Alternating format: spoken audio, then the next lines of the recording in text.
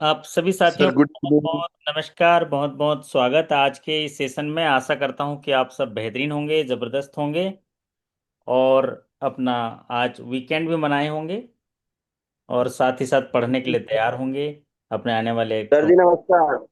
नमस्कार नमस्कार जी। मेरी आवाज़ आप तक पहुंच रही है तो बढ़िया तरीके से आप तक भैया। हूं मैं। ओके, बहुत बढ़िया। आज श्रीमंतो जी भी आए हैं। श्रीमंतो जी, क्या हाल है? वो उधर बारिश हो रही है? थोड़ा बड़ा आज कल हुई थी। आज अच्छा थोड़ा हुआ। तो गुड बढ़िया। Evening sir. Good evening, good evening. बहुत सफलता पा रहे हैं शाखा प्रबंधक के तौर पे काम करते हुए। बहुत अच्छा आपको सम्मान मिल रहा है और होटल वगैरह में सम्मानित कर रहे हैं आपको, और आपको जो है पार्टी वगैरह भी मिल रहा है। बढ़िया डांस कर रहे हैं आप, है ना? लास्ट टाइम टाटा आई अचीवमेंट हुआ था, पूरा रीजन में मेरा सेकंड पोजीशन है। बहुत बढ़िया। और एमपी एमपी रिकवरी में भी सर। क्या बात है ना? ये मेहनत का फल है। और जो दिए गए मापदंडों के आधार पर प्रयास करे और निष्ठापूर्वक काम करे तो वही सफल है। आपकी मेहनत का सर फल। आपका जो एनपीए वाला क्लास है ना सर, वो एनपीए का वो बहुत जबरदस्त है सर। मेरा जो ओटीएस है स्कीम, हाँ वो हाँ। वाला देखता हूँ तो ओटीएस का स्कीम एकदम मैच कर जाता है सर। बहुत बढ़िया। एकदम उसको अगर अच्छे से कॉन्सेप्ट समझ जाए तो सिक्योर्ड पोर्शन और अनसिक्योर्ड पोर्शन क्या चीज है, वहाँ ओटीएस में हम लोग का जो स्पेशल ओटीएस का सर्कुलर से मिल जाता है, ताकि हम लोग को वैल्यू निकालने में इजियर होता है सर। ये बहुत अच्छा लगा सर, उसके लिए मैं आपको बहुत थैंक्स बोलूंगा सर। Thank you sir. बहुत बढ़िया, बहुत बढ़िया श्रीमंत जी। सीखते रहिए, आप हमेशा सीखते रहते हैं। और बड़ी जिम्मेदारी के साथ एक सूझबूझ बैंकर जैसे आप में बदलाव आ रहा है और आप सीख पा रहे हैं, अच्छा काम भी कर रहे हैं, इसके लिए हम आपको बधाई देते हैं। और जीवन हमेशा सीखते रहना है और सीख कर उस अनुभव के आधार पर काम करना है, प्रयास करना है और सुधार करते जाना है। तो भारत देश के लिए एक गौरव का क्षण भी है, क्योंकि अंतरिक्ष में भारत का परचम लहराने के लिए जो हमारे भारतीय वायुसेना के ग्रुप कैप्टन शुभांशु शुक्ला जी ने अंतरिक्ष के अंतर्राष्ट्रीय स्टेशन आईएसएस पर कदम रख दिया और नया इतिहास रच दिया। आज तो आपने देखा भी होगा कि वो स्पेस स्टेशन तक पहुंचने वाले वो पहले भारतीय हैं।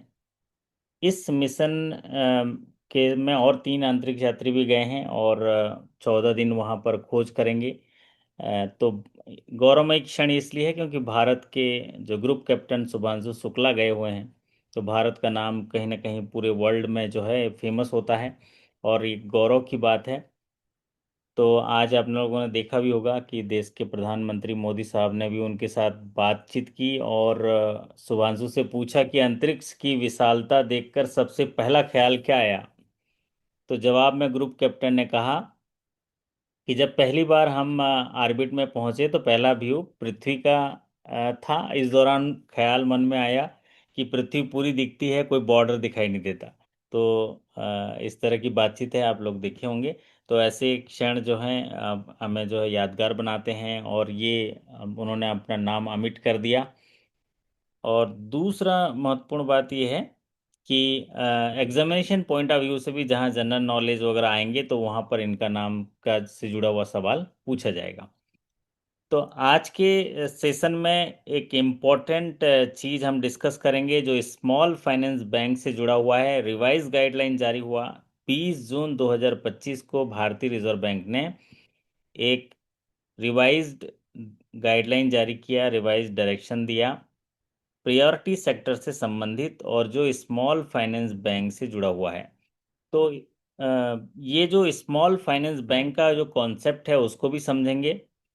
पुराने वीडियो से आप लोगों ने तो जान लिया होगा स्मॉल फाइनेंस बैंक क्या है, लेकिन आज जो करेंगे वो लेटेस्ट अपडेट के आधार पर है। तो आप सभी को लिए चलता हूँ revise guideline small finance bank के लिए। भारतीय रिजर्व बैंक ने जो प्रायोरिटी सेक्टर लेंडिंग से जुड़ा हुए उनके लक्ष्य दिए गए हैं उनमें बदलाव किया है।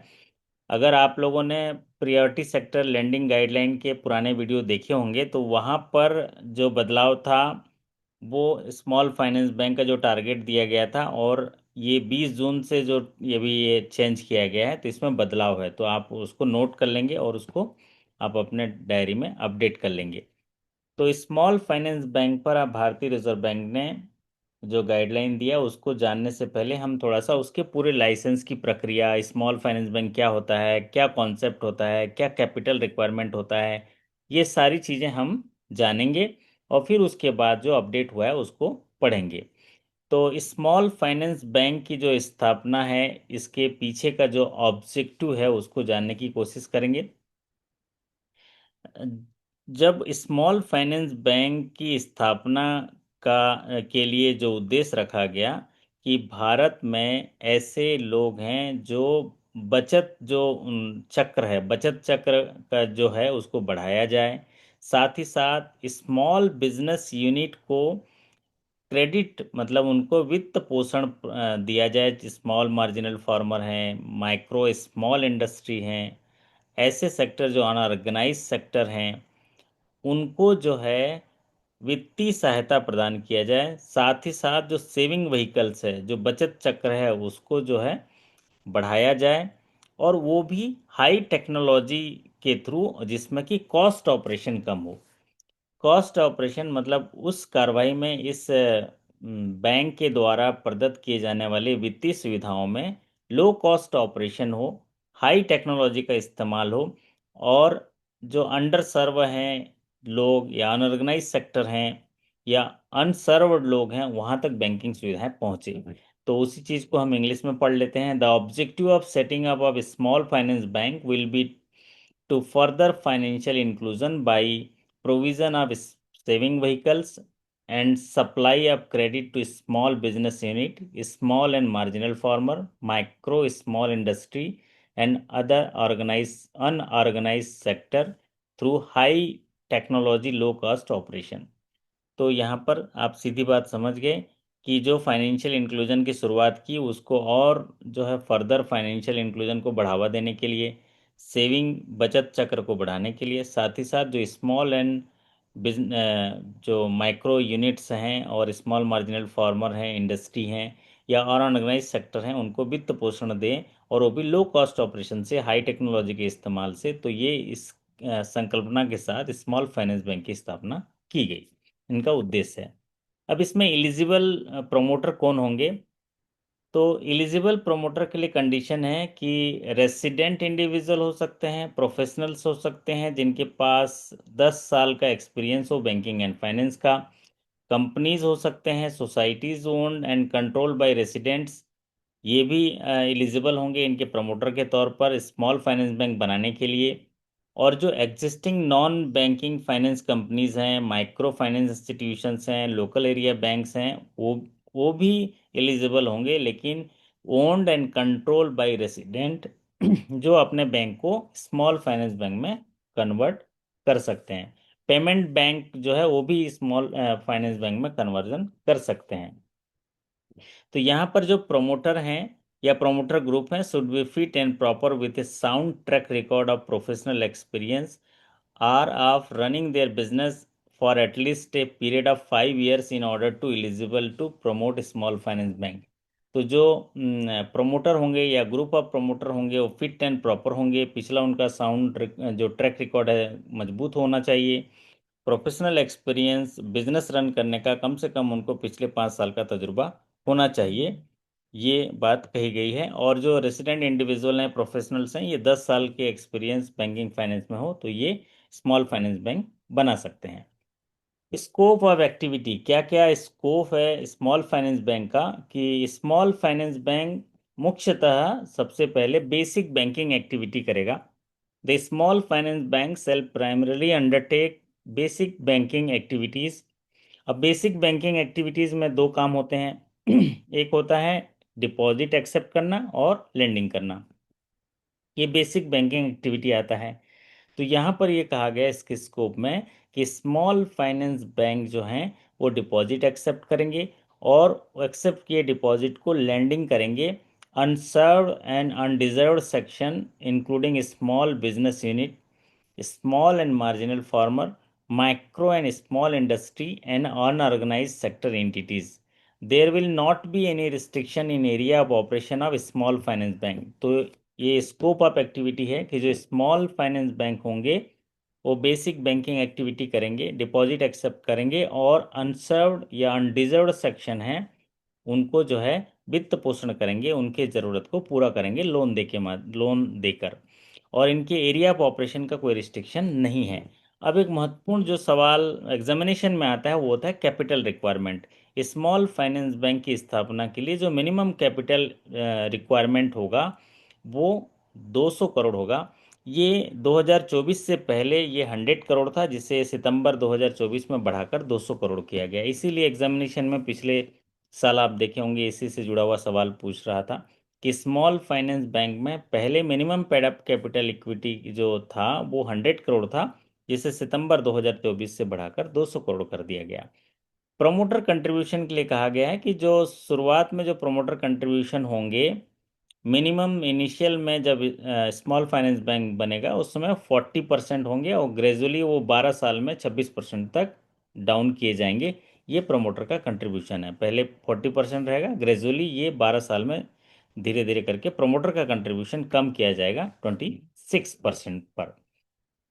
और इसका फॉरेन शेयर होल्डिंग जो होंगे स्मॉल फाइनेंस बैंक का, as per time to time जो गाइडलाइन जारी होते हैं फॉरेन डायरेक्ट इन्वेस्टमेंट एफडीआई का, उसके आधार पर इनको जो है अनुमति दी गई है।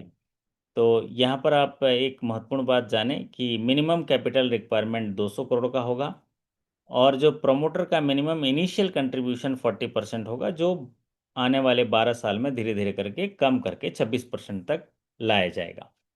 अब प्रूडेंशियल नॉर्म का मतलब होता है कि भारतीय रिजर्व बैंक के नियमों का पालन कैसे होगा। तो स्मॉल फाइनेंस बैंक जो होंगे वो सारे प्रूडेंशियल नॉर्म्स या रेगुलेशन आरबीआई का पालन करेंगे, जैसे कॉमर्शियल बैंक पालन करते हैं। तो कॉमर्शियल बैंक्स जो है वो क्या क्या चीज़ें मेंटेन करते हैं, देखिए, कैश रिजर्व रेशियो मेंटेन करते हैं, स्ट्रेचुरी लिक्विडिटी रेशियो मेंटेन करते हैं, और जो भी प्रूडेंशियल नॉर्म्स एंड रेगुलेशन, जैसे प्रूडेंशियल नॉर्म मतलब एनपीए का समझ लीजिए, जो डिपॉजिट का समझ लीजिए, रेगुलेशन जो समय समय पर भारतीय रिजर्व बैंक जारी करता है, तो ये सारी चीज़ें जैसे कॉमर्शियल बैंक करते हैं वैसे वो एप्लीकेबल होंगे स्मॉल फाइनेंस बैंक के ऊपर भी। So the small finance bank will be the subject to all prudential norms and regulation of RBI as applicable to existing commercial bank, including requirement of maintenance of cash reserve ratio, statutory liquidity ratio, जैसे CRR अभी 4% है और SLR 18% है, वो maintain करना पड़ेगा। No forbearance would be provided for complying with the statutory provisions. The small finance bank will be required to extend 60% of its adjusted net bank credit or credit equivalent to balance sheet exposure, whichever is higher, to the sector eligible for classification as a priority sector lending by Reserve Bank of India. तो ये जो second para जो अभी पढ़े हैं ये change हुआ है 20 जून 2025 को। पहले ये 75% था स्मॉल फाइनेंस बैंक के लिए टारगेट, जिसे कम करके भारतीय रिजर्व बैंक ने 60% कर दिया। तो पहले स्मॉल फाइनेंस बैंक को प्रियोरिटी सेक्टर में टारगेट दिए गए थे 75%। 20 जून 2025 को प्रियोरिटी सेक्टर का टारगेट 75% से कम करके 60% कर दिया गया। और 60% जो पहले क्या था, 75% था, 75% में 40% तो करना ही करना था, जिनमें 40% कॉमर्शियल बैंक के लिए मैंडेटरी था ना, जैसे एग्रीकल्चर में 18%, फिर उसके बाद वीकर सेक्शन में जो है 12%, और एमएसएमई जो माइक्रो में 7.5%, ये सारे तो करने ही थे। स्मॉल एंड मार्जिनल फार्म में 10%। इसके अलावा 35% जो है किसी अदर आइटम सब आइटम में वो कर सकता था, जिसे घटाकर वो 20% कर दिया। तो 40% तो करना ही करना है, जो कॉमर्शियल बैंक को दिया गया है वैसा वाला 40% तो प्रियोरिटी सेक्टर में करना ही करना है, और बचा हुआ जो 20% है वो इनके किसी सब सेक्टर में वो कर सकता है। दूसरा कंडीशन है at least 50% of its loan portfolio constitute loan and advances up to 25 lakhs. 25 इसके जो जितने भी लोन करेंगे पोर्टफोलियो का 50% जो है 25 लाख तक लोन होने चाहिए। क्यों? क्योंकि इनकी स्थापना ही इसलिए की गई है कि जो स्मॉल एंड जो छोटे इंडस्ट्री हैं, माइक्रो एंड स्मॉल इंडस्ट्रीज को बेनिफिट मिले, स्मॉल एंड मार्जिनल फार्मर को बेनिफिट मिले, अंडर सर्व या जो अनसर्व्ड जो लोग हैं उनको जो है ये इनके माध्यम से लोन मिले। तो इसलिए एटलीस्ट 50% लोन पोर्टफोलियो जो होंगे वो 25 लाख तक होंगे एडवांसेस के। Transition path, if a small finance bank aspire to transit into universal bank, such transaction will be not be automatic but would be subject to fulfilling minimum paid up capital net worth requirement as applicable to universal bank. इसमें ये कहा कि अगर वो कोई small finance bank है, वो अपने आप को ट्रांजिट करना चाहता है यूनिवर्सल बैंक में, तो पेड अप कैपिटल का जो रिक्वायरमेंट है वो पूरा करेगा, ड्यू डिलिजेंस एक्सरसाइज पूरा किया जाएगा, सेटिस्फैक्ट्री ट्रैक रिकॉर्ड देखा जाएगा। ये बात कही गई है। प्रोसीजर फॉर एप्लीकेशन, इनके लिए एप्लीकेशन का प्रोसीजर दिया गया, rule number 11 of banking regulation companies rule 1949, जिसमें एप्लीकेशन सबमिट किए जाएंगे रिजर्व बैंक मुंबई को, chief general manager department of banking regulation, और फिर उसके बाद उनके जांच जो है वो सारी चीज़ें प्रिस्क्राइब फॉर्मेट होगा, और फिर उसको जो है सारी चीज़ें चेक करके पीरियडिक रिव्यू करके रिवीजन करके उनको जो है लाइसेंस वगैरह गाइडलाइन के साथ दिए जाएंगे। भारतीय रिजर्व बैंक का जो डिसीजन होगा, इसमें कहा गया है कि एक एक्सटर्नल एडवाइजरी कमेटी जो है बनाई जाएगी, जिसमें eminent professionals like bankers, chartered accountant, finance professional रहते हैं, जो इवेल्युएट करेंगे और ऐसे एप्लीकेशंस को जांच करेंगे, और उसके बाद इन प्रिंसिपल अप्रूवल देंगे। Setting up A bank will be taken by reserve bank of India, the reserve bank decision in this regard will be final. फिर उसके बाद रिजर्व बैंक जो है इन प्रिंसिपल अप्रूवल देगा, जो एक्सटर्नल एडवाइजरी कमेटी सब चीज़ें कंप्राइज करेंगे, अप्राइज करेंगे, उसके बाद फिर रिजर्व बैंक का जो डिसीजन होगा वो फाइनल होगा। और ये जो इन प्रिंसिपल अप्रूवल मिलेगा स्मॉल फाइनेंस बैंक्स वगैरह को, इनकी वैलिडिटी 18 महीने होगी, उसको जो है उनको करना होगा। 18 महीने के बाद जो है वो इसकी वैलिडिटी एक्सपायर हो जाएगी। और जो बैंक लाइसेंस के लिए जो एप्लीकेंट वगैरह हैं उनको जो है रिजर्व बैंक की वेबसाइट में दिखाया जाएगा।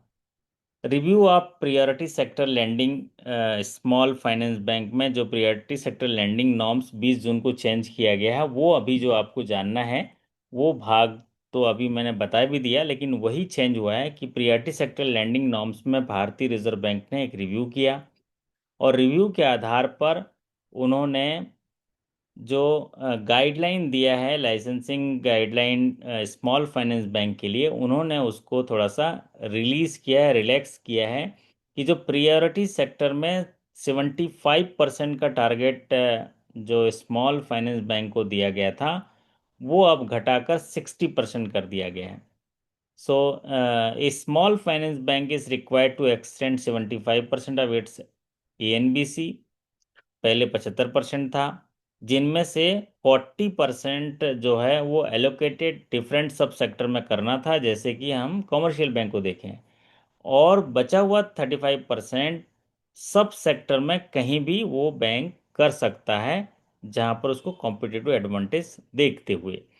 उसी डिसीजन को भारतीय रिजर्व बैंक ने अभी 20 जून 2025 को चेंज किया है, कि 2025 और 26 फाइनेंशियल ईयर के लिए रिव्यू समीक्षा किया गया और मास्टर डायरेक्शन जारी किया गया, कि जो additional component 35% of priority sector था, जिसे घटाकर 20% कर दिया, तो ओवरऑल प्रियरिटी सेक्टर का टारगेट जो स्मॉल फाइनेंस बैंक का अब 60% हो गया। तो अब जो प्रियरिटी सेक्टर लैंडिंग टारगेट है स्मॉल एंड फाइनेंस बैंक के लिए, वो क्या होगा?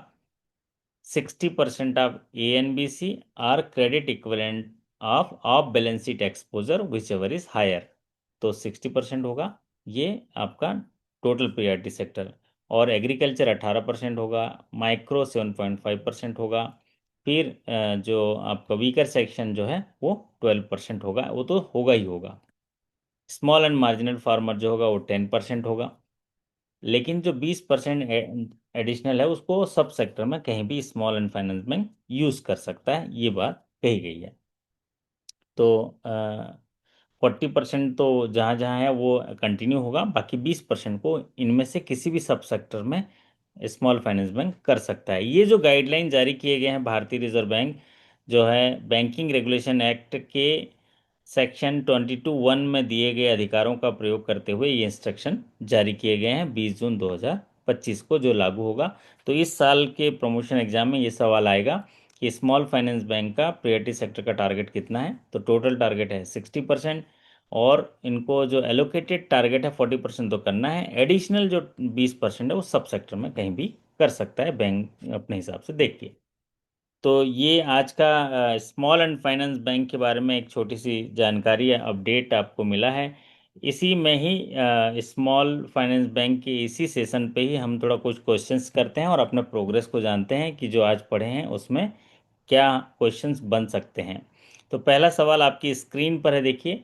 What is the primary objective of setting up small finance bank?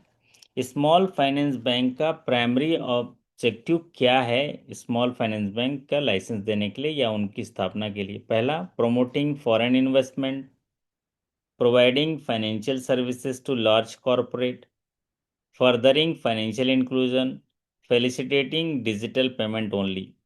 तो पहला वाला फॉरेन इन्वेस्टमेंट ये भी गलत है, दूसरा वाला लार्ज कॉरपोरेट भी गलत है, तीसरा वाला सही है कि जो फाइनेंशियल इंक्लूजन की शुरुआत की है उसको और सहयोग प्रदान करने के लिए और ये जो है स्मॉल फाइनेंस बैंक की सुविधा स्थापित की गई है। अगला सवाल आपकी स्क्रीन पर देखिए। What is the minimum paid up equity capital required to set up a small finance bank? हाँ, कितना है स्मॉल फाइनेंस बैंक के लिए श्रीमंत जी, कितना कैपिटल की जरूरत है? 200 करोड़। 200 करोड़। पहले ये दो कितना सौ था? करोड़ 100 200 करोड़। करोड़ था। 100 करोड़। और अभी जो है वो 200 करोड़ हो गया सितंबर 2024 से। तो इसका सही ये उत्तर होगा। रिवाइज्ड गाइडलाइंस से 200 करोड़ हुआ है सर। हाँ जी, रिवाइज्ड गाइडलाइंस के अनुसार से 200 करोड़ है। 200 करोड़ हो गया, बहुत बढ़िया। इसमें एक बात और भी कही गई है कि जैसे मान लीजिए कोई लार्ज एरिया बैंक और ऑलरेडी एनबीएफसीज अगर कन्वर्ट करते हैं तो उनको इनिशियल में 100 करोड़ है, लेकिन यहाँ पर अगर वो स्मॉल फाइनेंस बैंक में आते हैं तो अगले 5 साल में उनको 200 करोड़ कैपिटल लाना होगा। इनिशियल 100 करोड़ होगा तो भी चलेगा, लेकिन अगले 5 साल में 200 करोड़ लाना ही है, ऐसा करके बोला गया जो एग्जिस्टिंग काम कर रहे हैं और वो कन्वर्ट कर रहे हैं उनके लिए। लेकिन अगर आपको सवाल पूछा गया मिनिमम पेडअप कैपिटल रिक्वायरमेंट कितना है स्मॉल फाइनेंस बैंक के लिए, तो वो 200 करोड़ ही उसका आपका सही उत्तर होगा। अगला सवाल आपकी स्क्रीन पर। Which of the following is not a target group for credit supply by small finance bank? इनमें से कौन सा टारगेट ग्रुप नहीं है स्मॉल फाइनेंस बैंक के लिए? स्मॉल बिजनेस यूनिट, तो स्मॉल फाइनेंस बैंक तो स्थापित किया गया है छोटे उद्योग धंधों को बढ़ावा देने के लिए, वित्त पोषण के लिए। माइक्रो एंड स्मॉल इंडस्ट्री, इसको भी वित्त पोषण करने के लिए, इसको सहयोग करने के लिए स्मॉल फाइनेंस बैंक बनाया गया। लार्ज कॉरपोरेट, लार्ज कॉरपोरेट के लिए नहीं बनाया गया, तो यहाँ उत्तर होगा लार्ज कॉरपोरेट। और स्मॉल एंड मार्जिनल फार्मर को तो सहयोग करने के लिए बनाया ही गया है। Within how many years must the promoter stake be brought down to 26% in small finance bank? कितने साल में ये जो 40% प्रोमोटर का जो कंट्रीब्यूशन होगा, इनिशियल कंट्रीब्यूशन, उसको घटाकर 26%, ये अगले 12 साल में इनको कम करके 26% लाने हैं। अगला सवाल देखते हैं। Which section of the banking regulation act empowered RBI to issue licensing guideline for small finance bank? तो मैंने बताया बैंकिंग रेगुलेशन एक्ट 1949 के अंडर सेक्शन 22/1 में दिए गए प्रदत्त अधिकारों का प्रयोग करता है और इनको लाइसेंस प्रोवाइड करता है। लाइसेंस प्रोवाइड करने के लिए एक कमेटी बनाई जाती है और उस कमेटी जो होते हैं एक्सटर्नल एडवाइजरी कमेटी जो है उनको अप्राइज करते हैं और फिर आरबीआई का डिसीजन फाइनल होता है। अगला सवाल आपकी स्क्रीन पर देखिए। From which financial year will the revised priority sector target of 60% of small finance bank become applicable? तो भारतीय रिजर्व बैंक ने रिवाइज प्रायोरिटी सेक्टर टारगेट दिया गया जिसमें 60% स्मॉल फाइनेंस बैंक को दिया गया, तो किस फाइनेंशियल ईयर से लागू होगा? 23-24, 24-25, 25-26, 26-27। तो ये करंट फाइनेंशियल ईयर 1 अप्रैल 2025 से लेके 26 तक, 31 मार्च 26 तक ये लागू होगा।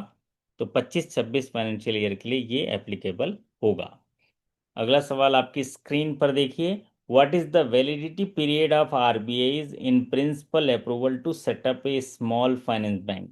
वैलिडिटी पीरियड आरबीआई अगर इन प्रिंसिपल सैंक्शन दिया कि स्मॉल फाइनेंस बैंक की स्थापना की जाए तो वो इन प्रिंसिपल अप्रूवल जो होगा वो कितने महीने का होगा? 18 महीने का होगा।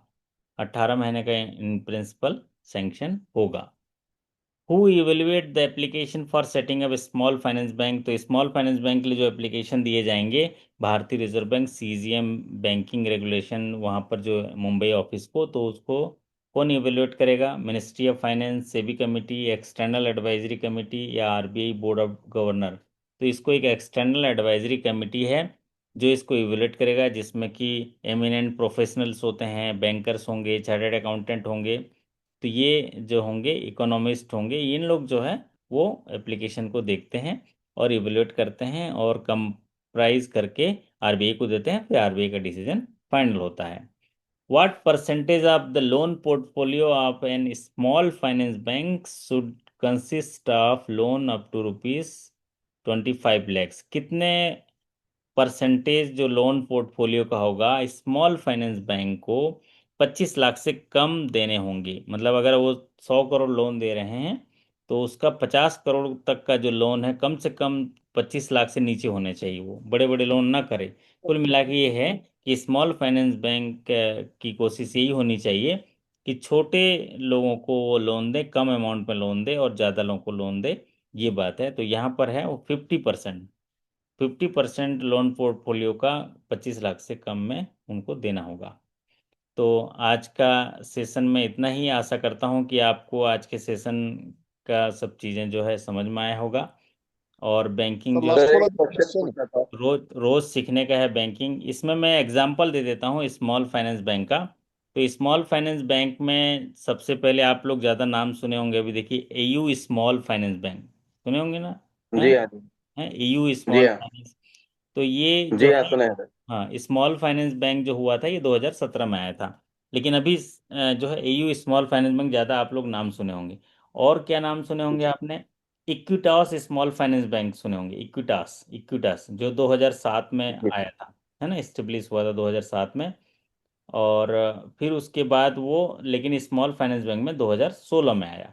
क्योंकि स्मॉल फाइनेंस बैंक के लिए आपने देखा होगा कि कोई भी इंडिविजुअल रेसिडेंट जो है ना, वो 10 साल का बैंकिंग प्रोफेशनल का एक्सपीरियंस होता है तभी उनको लाइसेंस मिलता है। तो और जो इन ऑलरेडी जो हैं, जैसे कि आपके एनबीएफसीज हैं, उनको 5 साल का अच्छा साउंड रिकॉर्ड होगा तब होता है। अच्छा, दूसरा तीसरा नाम सुने होंगे Ujjivan. Ujjivan small finance bank सुने हैं, है ना? वो भी 2017 में उनको मिला। फिर पेमेंट आपने बैंक भी है सर। एक एक सुना होगा जना स्मॉल फाइनेंस बैंक, है ना, जना स्मॉल फाइनेंस बैंक। तो इसके बारे में भी नाम सुना होगा। ये जो नाम मैं बता रहा हूँ ये आप लोगों ने सुना होगा। फिर उसके बाद उत्कर्ष स्मॉल बैंक्स, उत्कर्ष स्मॉल फाइनेंस बैंक है, वो सुना होगा। जी हाँ। फिर कैपिटल स्मॉल फाइनेंस बैंक सुना होगा। Fincare small finance bank सुना होगा, पिन फिन केयर केयर, सुना है है सर। ना? फिर north east small finance bank सुना होगा, है ना आप? और यूनिटी स्मॉल फाइनेंस बैंक सुना होगा। तो ये मैं एग्जांपल दिया आपको कि सर ये, थैंक एक क्वेश्चन था सर। हाँ एक क्वेश्चन ये था सर कि जैसे ये कमर्शियल बैंक्स की होम लोन या कार लोन की रेट्स निर्धारित रहती हैं, हाँ, वैसे इन लोगों की निर्धारित नहीं रहती हैं सर। इन लोग अलग अलग रेट्स देते हैं क्योंकि। अलग अलग रेट देते हैं, इनके बोर्ड से अप्रूव्ड होता है ना? तो इनके इन रेट्स जो होते हैं वो अलग अलग होते हैं। तो इनके बोर्ड और से बहुत ज्यादा वो, होते हैं। वो ज़्यादा होते हैं क्योंकि उन लोग कैसे उनका कॉस्ट ऑपरेशन वगैरह सारे आधार पर रहता है ना, अलग अलग रहते हैं। वो उनकी पॉलिसी अलग रहती है। तो आगे जी। किसी दिन मैं उसकी गाइडलाइन के बारे में भी आपको बता दूंगा। हालांकि एग्जामिनेशन पॉइंट ऑफ व्यू से जितना अभी हम लोग यहाँ बताए उतना आपके लिए इम्पोर्टेंट होगा जानने के लिए। फिर एक दिन पेमेंट बैंक के बारे में बता दूंगा, फिर एक दिन एनबीएफसीज के बारे में बता दूंगा, फिर एक दिन आरआरबीज के बारे में बता दूंगा, फिर एक दिन कॉमर्शियल बैंक्स के बारे में बता दूंगा। तो आपको मोटा मोटा एक चीज़ ओवरव्यू हो जाएगा। बैंकर होने के नाते हमको इनके बारे में बेसिक नॉलेज होना चाहिए।